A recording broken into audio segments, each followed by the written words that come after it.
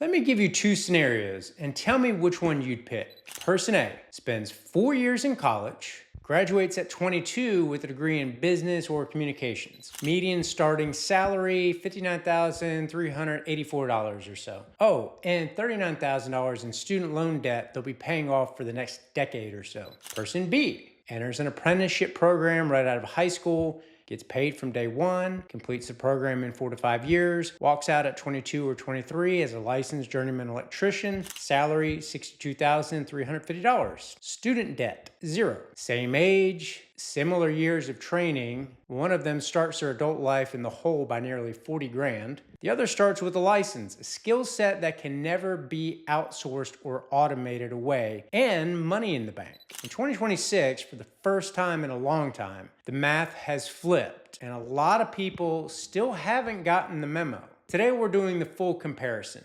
Wages, debt, job security, career trajectory, culture, all of it. So let's go.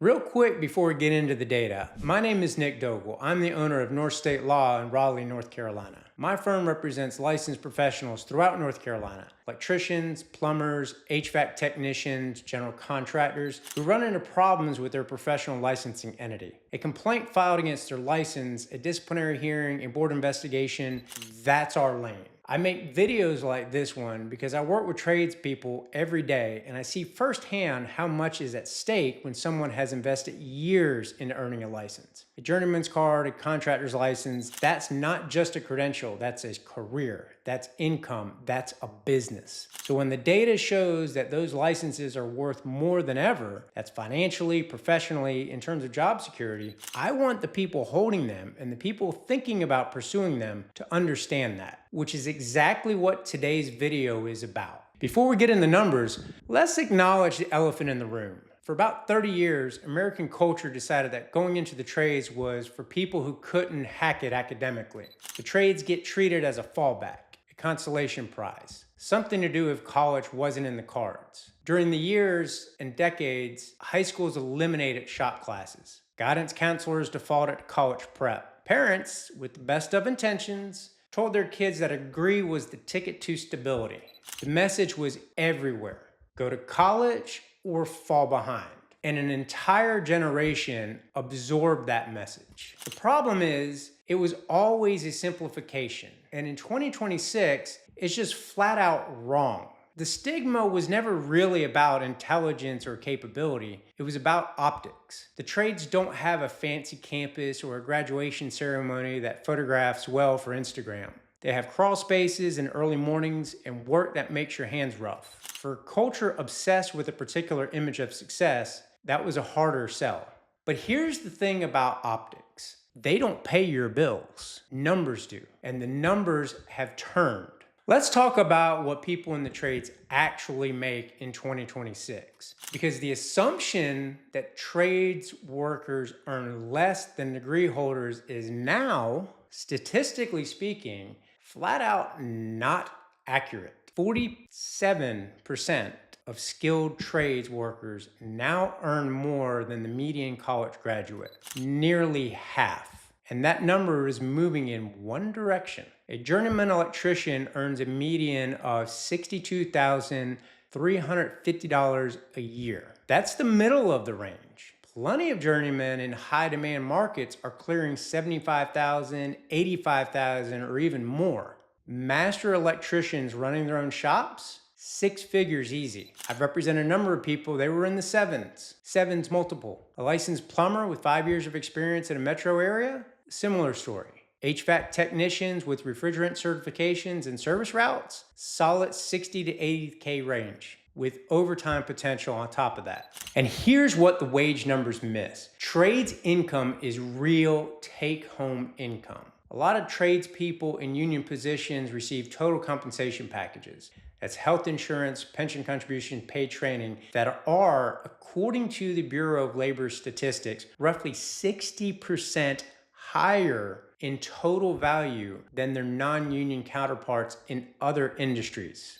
Meanwhile, construction wages grew 4.2% year over year as of mid-2025, outpacing the national average across all occupations. And that's not a coincidence. That's simple supply and demand. There aren't enough workers, so wages have to go up. And the shortage isn't getting better. Now factor in the apprenticeship math. Over the 4 years that a traditional college student is paying tuition and accumulating debt, a trades apprentice is earning wages. By the time both of them finish their respective programs, the tradesperson has potentially banked over 200 grand in wages. College grad has paid out $100,000 or more in tuition and living expenses. The financial starting line isn't even close. This is the part that doesn't get talked about enough. So let's sit with it for a minute. The average federal student loan debt for a 4-year degree graduate is right around $39,000. That's the federal average. For private universities, it is considerably higher. And that number doesn't include interest. The loans you carry into your career aren't static. They grow while you're trying to pay them down. Now, the total outstanding student loan debt in the United States is $1.8 trillion with a T. That's not a typo, $1.8 trillion. And the job market that degree was supposed to unlock, it's getting disrupted by AI in ways that are hitting white collar and knowledge workers first. Marketing departments are shrinking. Paralegal work is becoming automated. Entry-level writing, data entry, basic coding roles, all under pressure from tools that didn't even exist 5 years ago. Meanwhile, and this is worth repeating, no AI is running pipe. No AI is replacing a failed heat exchanger in a commercial building. No algorithm is crawling under a house to find a slab leak. These jobs require physical presence, contextual judgment, problem solving in unpredictable environments, and years of hands-on experience. The licensing moat on many trades is real and meaningful. An apprenticeship program costs somewhere between nothing and a few $1,000s, often subsidized by employers, unions, or federal programs. You earn while you learn. You finish with a certification, a license, and experience. And guess what? Zero debt. The financial picture isn't even ambiguous anymore. It's a clear advantage for the trades, and it is widening. So let's talk about job security and what AI actually threatens. Now, I want to be fair here, because anyone who tells you the trades are completely immune to technological change is really oversimplifying things. Technology is absolutely changing the trades. You have smart home systems, IoT connected HVAC, automated diagnostic tools, augmented reality for training, AI-assisted estimating software. All of this is real and it's coming fast. Tradespeople who embrace these tools are going to be more productive and more valuable. The ones who ignore them may struggle though. But there's a critical distinction. AI is augmenting trade work. It is not replacing it. And here's why. The jobs that are getting automated first are the ones with high information density and low physical variability. Data processing, standardized writing, customer service scripting. These are jobs where the inputs are consistent and outputs are predictable. Trades work is the opposite. Every job site's different. Every building has quirks. Every repair involves diagnosing something you've never seen before in exactly this configuration. A plumber looking at a 50-year-old cast iron drain system in an old Victorian house is making judgment calls that no current AI can replicate because the physical environment is too variable, too unpredictable. Electrician positions are projected to grow 9.5% through 2034, more than triple the 3.1% average for all occupations. HVAC technicians are projected at 8.1% growth over the same period of time. These aren't declining fields, these are growing fields. The jobs most at risk from AI right now are not in the trades. They're in many of the office and knowledge work careers that a 4-year degree was supposed to unlock. Now let's talk about the cultural shift, which is already happening. Here's the good news. The stigma is cracking. Now, it's not cracking everywhere, not all at once, but it is cracking.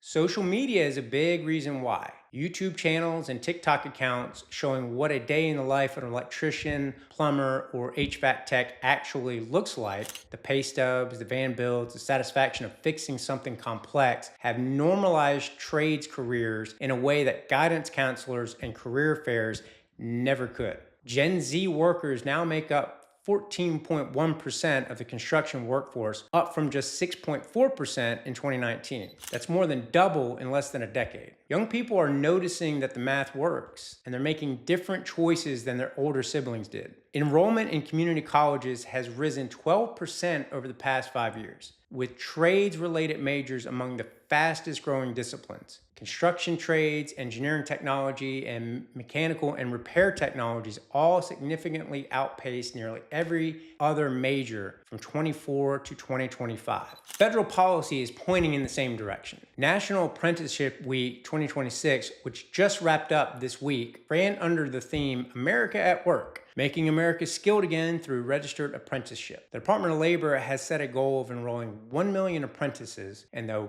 $145 million in new program funding is specifically targeting completion and placement outcomes. Now, the stigma won't disappear overnight, but the economic pressure is doing something that culture messaging never did. It's making the trades the obvious, rational choice for a growing number of people. Look, I'm not here to tell anybody what to do with their life. That's not my business. A college degree genuinely makes sense for certain careers. Medicine, engineering, law, teaching, and nobody's saying throw it all out. But the idea that the trades are a lesser path, that working with your hands is somehow less valuable or less legitimate than sitting at a desk, that narrative has always been wrong. And now the economics have made it impossible to defend.